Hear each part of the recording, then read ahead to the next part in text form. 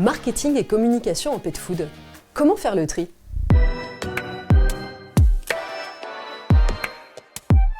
Malheureusement, en pet food comme dans d'autres domaines, les abus marketing et les fausses promesses sont fréquents.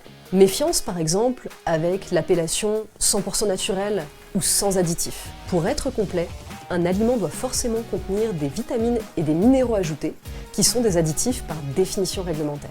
Idem pour les cuissons dites à basse température. En pratique, toutes les croquettes extrudées sont cuites de la même manière, en moyenne entre 90 et 130 degrés pour des raisons sanitaires. Les jolies photos de beaux morceaux de viande ou l'appellation viande fraîche sur le paquet sont souvent trompeuses aussi, parce qu'en pratique, on a le droit de montrer en image sur le paquet que ce qui rentre réellement dans la recette. Et les contrôles nous montrent que derrière cette croyance de jolis morceaux de viande, en réalité, les fabricants utilisent pour la plupart quasiment tous les mêmes morceaux, c'est-à-dire des abats et les petits morceaux de viande restant sur la carcasse.